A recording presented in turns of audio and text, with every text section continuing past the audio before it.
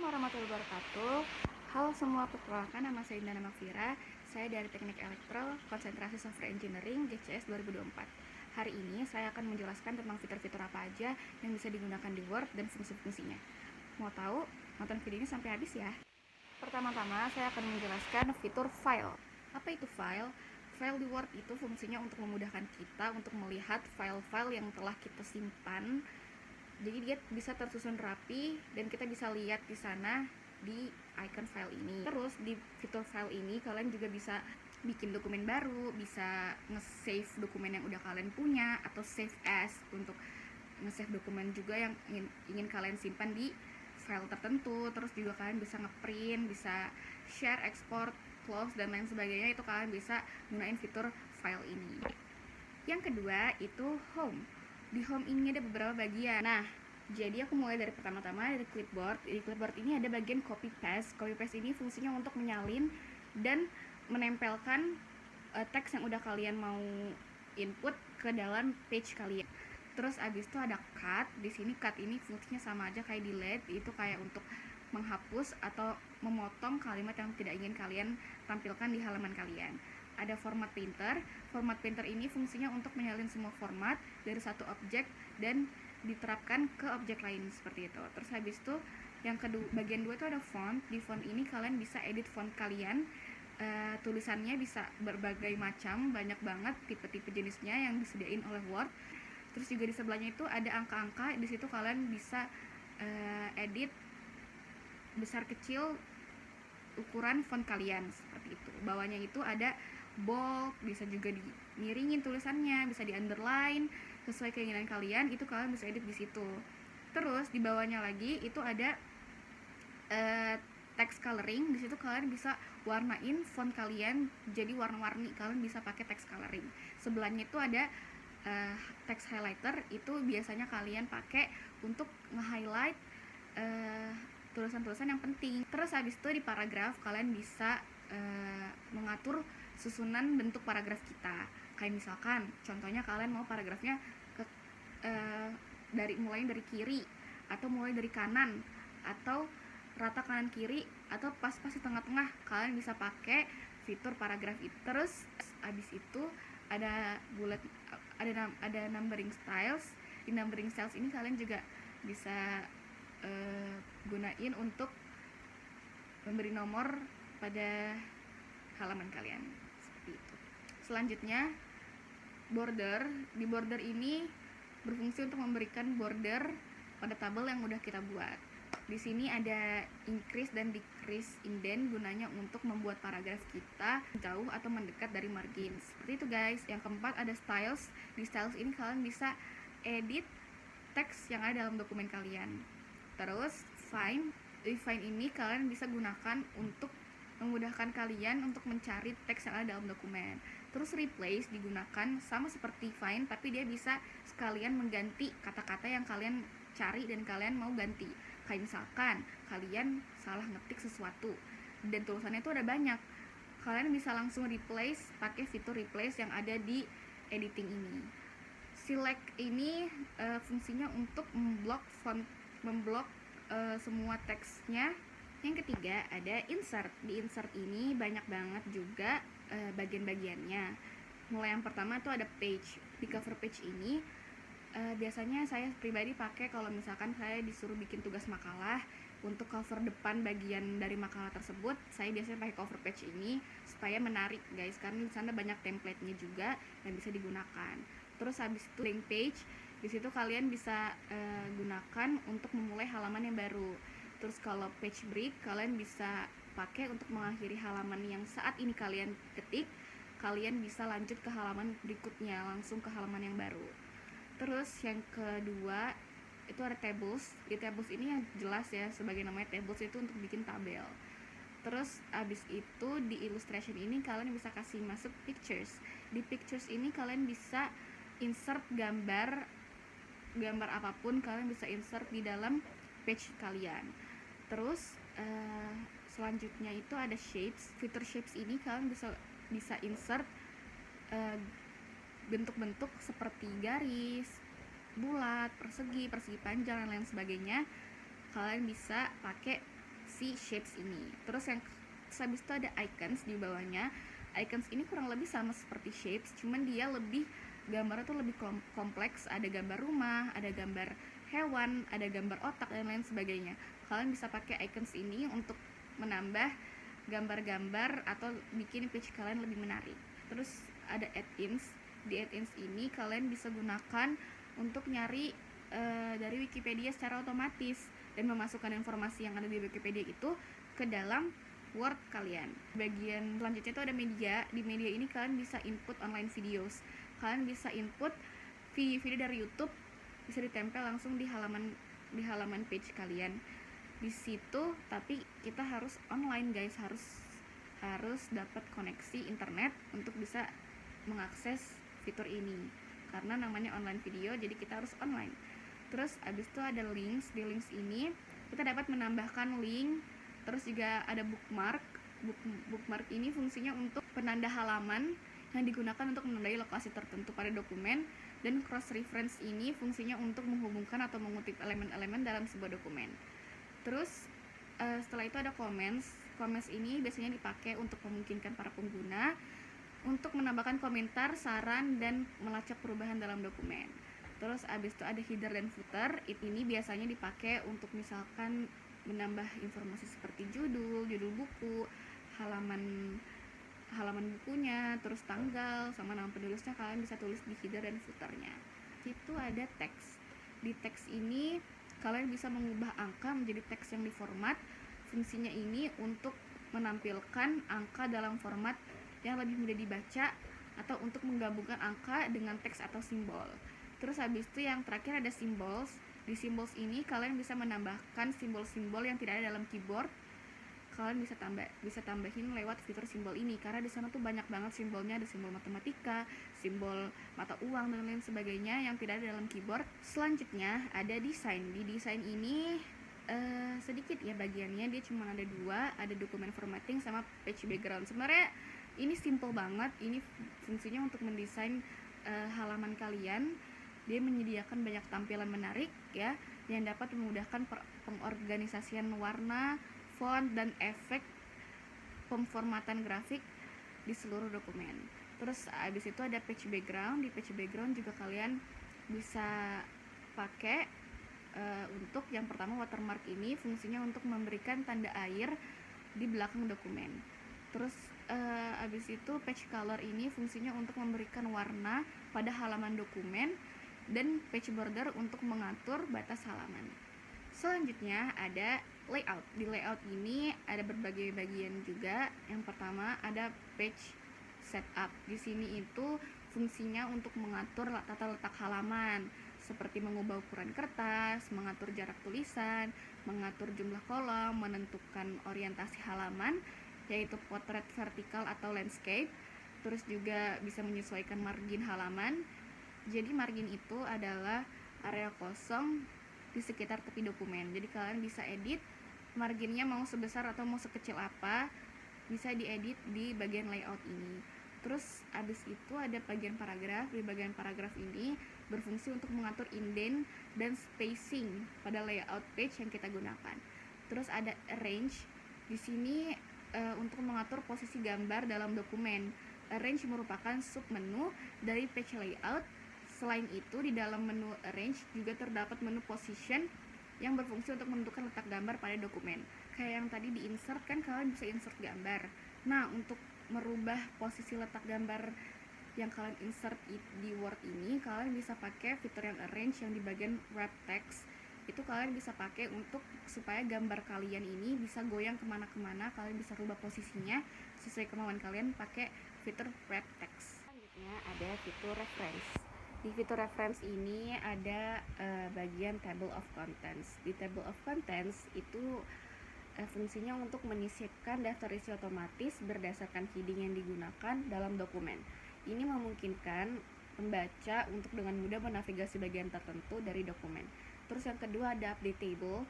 Di sini berfungsi untuk memperbarui daftar isi jika ada perubahan dalam heading atau halaman. Terus bagian selanjutnya ada footnotes. Di footnotes ini terdapat insert footnote. Insert footnote ini fungsinya untuk menambahkan catatan kaki di bagian bawah halaman untuk memberikan informasi tambahan atau sumber referensi. Selanjutnya ada insert endnote. Di sini fungsinya untuk menambahkan catatan di akhir dokumen sebagai alternatif untuk catatan kaki. Terus di selanjutnya itu ada citation and bibliography. Di sini ada bagian insert citation. Ini fungsinya untuk menambahkan citasi dari sumber yang telah diatur sebelumnya dalam dokumen. Ini bisa bantu kalian dalam menjaga konsistensi dan format yang benar. Terus ada manage sources. Di sini kalian bisa mengatur dan mengedit daftar sumber yang digunakan dalam dokumen. Ini bisa kita gunakan untuk menambahkan informasi detail tentang setiap sumber.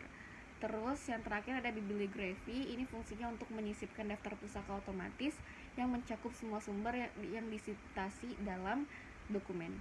Terus ada bagian captions. Di sini ada insert captions, fungsinya untuk menambahkan keterangan untuk gambar, tabel atau objek lain yang ada dalam dokumen. Ini membantu kita dalam menjelaskan elemen visual dan membuatnya lebih informatif. Selanjutnya ada insert of figures. Di sini insert of figures ini fungsinya untuk membuat daftar otomatis untuk semua gambar atau tabel yang diberi keterangan dalam dokumen. Selanjutnya ada index. Di sini index itu ada beberapa bagian. Yang pertama mark entry. Mark entry ini fungsinya untuk menandai teks yang ingin dimasukkan dalam indeks. Ini berguna untuk dokumen yang panjang dan kompleks. Selanjutnya ada insert index. Ini berfungsi untuk membuat indeks otomatis berdasarkan entry yang telah ditandai. Ini bisa membantu membaca untuk menemukan informasi dengan cepat. Terus ada table of authorities. Di sini fungsinya untuk membuat tabel yang mencakup referensi hukum atau otoritas yang digunakan dalam dokumen. Biasanya sih dipakai untuk dokumen hukum. Nah, di tab referensi ini sebenarnya cukup penting digunakan untuk penulisan akademik dan dokumen profesional, karena di tab referensi ini itu banyak menyediakan alat untuk mengelola sumber dan referensi dengan cara yang terstruktur dan mudah. Dengan menggunakan fitur-fitur ini di tab referensi ini, kalian bisa meningkatkan kredibilitas dokumen yang kalian sajikan dengan sumber informasi yang tepat dan rapi. Selanjutnya, mailings. Di mailings ini ada beberapa bagian. Yang pertama itu ada create. Di create ini ada bagian envelopes dan labels. Ini fungsinya untuk membuat label maupun amplop di Word. Selanjutnya, start mail merge. Ini berfungsi untuk memulai proses penggabungan surat. Pengguna dapat memilih jenis dokumen yang ingin dibuat seperti surat, label, amplop, atau daftar, dan lain sebagainya. Terus selanjutnya ada select recipients. Ini fungsinya untuk memilih daftar penerima untuk penggabungan surat. Pengguna bisa memilih untuk menggunakan daftar yang sudah ada seperti dari Excel atau membuat daftar baru. Terus selanjutnya ada bagian write and insert fields. Di sini ada beberapa bagian juga. Ada write your letter atau tulis surat Anda. Ini bisa mengizinkan pengguna untuk menulis konten surat yang akan digabungkan dengan data penerima. Terus yang kedua ada insert merge field. Ini fungsinya untuk menyisipkan field atau bidang dari daftar penerima ke dalam surat seperti nama, alamat, dan informasi lainnya. Terus juga ini bisa memungkinkan setiap surat untuk memiliki informasi yang sesuai untuk masing-masing penerima. Terus ada preview result. Preview result ini sebenarnya untuk menampilkan pratinjau surat yang telah digabungkan dengan data penerima, sehingga pengguna dapat melihat bagaimana surat akan terlihat setelah proses penggabungan. Selanjutnya ada finish. Di finish ini ada finish and merge. Di sini kalian bisa gunakan untuk menyelesaikan proses penggabungan surat. Kalian bisa memilih untuk mencetak surat, mengirimnya ke printer, atau mengirimnya sebagai email. Terus juga ada edit individual dokumen. Ini bisa kalian gunain untuk membuat dokumen baru dengan semua surat yang telah digabungkan, sehingga kalian dapat melakukan penyesuaian lebih lanjut jika diperlukan. Selanjutnya ada rules. Di rules ini kalian bisa pakai untuk opsi untuk menambahkan logika kondisional dalam penggabungan surat, seperti menampilkan atau menyembunyikan informasi berdasarkan kriteria tertentu. Misalnya, hanya menampilkan informasi jika kondisi tertentu terpenuhi. Terus penggunaan pada tape mailings ini bermanfaat banget bagi kalian yang perlu mengirimkan surat atau dokumen dalam jumlah yang besar atau banyak dengan cara yang efisiensi dan terorganisir dan juga dengan cepat. Dengan menggunakan fitur-fitur ini, kalian bisa menghemat waktu dan memastikan bahwa setiap surat atau dokumen yang dikirim sudah sesuai dengan penerimanya. Selanjutnya ada fitur review di Microsoft Word. Ini biasanya digunakan untuk membantu pengguna dalam proses penyuntingan, kolaborasi, dan pemeriksaan dokumen. Tab ini menyediakan berbagai alat untuk mengecek, mengomentari, dan mengelola perubahan dalam dokumen. Yang pertama itu ada Proving. Di bagian Proving itu ada Spelling and Grammar. Spelling and Grammar ini fungsinya untuk memeriksa kesalahan ejaan dan tata bahasa dalam dokumen. Pengguna dapat memperbaiki kesalahan yang terdeteksi secara otomatis. Selanjutnya ada Thesaurus atau Thesaurus. Ini fungsinya untuk menyediakan sinonim dan antonim untuk kata yang dipilih, untuk dapat membantu pengguna mencari kata-kata alternatif. Yang ketiga ada Language atau bahasa. Ini fungsinya untuk mengatur bahasa untuk pemeriksaan ejaan dan tata bahasa. Kalian dapat memilih bahasa yang diinginkan untuk dokumen. Yang kedua, bagian 2 itu ada Comments. Di Comments itu ada bagian New Comment, fungsinya untuk menambahkan komentar di samping teks untuk memberikan umpan balik atau catatan tambahan. Ini berguna dalam kolaborasi tim. Yang kedua ada Delete atau hapus. Ini fungsinya untuk menghapus komentar yang sudah ada. Selanjutnya ada Next atau Previews atau dalam bahasa Indonesia artinya selanjutnya atau sebelumnya. Itu fungsinya untuk navigasi antara komentar yang ada dalam dokumen. Selanjutnya ada Tracking. Di Tracking ini ada Track Changes. Fungsinya untuk mengaktifkan fitur untuk melacak semua perubahan yang dilakukan dalam dokumen, seperti tambahan, penghapusan, atau modifikasi teks. Ini memungkinkan kalian untuk melihat dan mengevaluasi perubahan yang dibuat oleh orang lain. Selanjutnya ada Accept atau Terima. Fungsinya untuk mengizinkan pengguna untuk menerima perubahan yang telah dilacak. Terus ada Reject untuk mengizinkan pengguna untuk menolak perubahan. Selanjutnya ada Show Markup. Ini fungsinya untuk mengatur jenis penandaan yang ditampilkan, seperti komentar, penghapusan, atau penambahan. Selanjutnya ada Reviewing Pane atau panel tinjauan. Itu fungsinya untuk menampilkan daftar semua perubahan dan komentar dalam panel samping, sehingga kalian dapat melihat ringkasan perubahan dengan mudah. Selanjutnya ada Compare. Di Compare ini fungsinya untuk memungkinkan pengguna untuk membandingkan dua versi dokumen untuk melihat perbedaan antara keduanya. Ini berguna ketika ada beberapa versi dokumen yang diedit oleh orang-orang yang berbeda. Selanjutnya ada Combine atau gabungkan. Ini fungsinya untuk menggabungkan perubahan dari beberapa dokumen yang telah diedit menjadi satu. Bagian selanjutnya ada Protect. Di Protect ini ada beberapa bagian, Restrict Editing dan Stop Protection. Restrict Editing ini fungsinya untuk mengatur izin untuk mengedit dokumen, seperti membatasi pengeditan hanya untuk bagian tertentu atau hanya mengizinkan komentarnya saja. Terus habis itu ada Stop Protection. Ini fungsinya untuk menghapus perlindungan yang telah diterapkan pada dokumen. Selanjutnya ada fitur View. Di View ini juga ada beberapa bagian. Yang pertama ada Views. Di Views ada Read Mode atau mode baca. Fungsinya untuk menyajikan dokumen dalam format yang lebih mudah dibaca dengan menyembunyikan elemen pengeditan dan memperbesar teks untuk kenyamanan pembaca.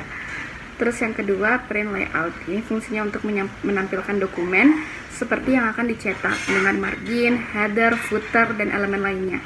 Ini adalah tampilan default yang paling umum digunakan. Selanjutnya, Web Layout atau tata letak web.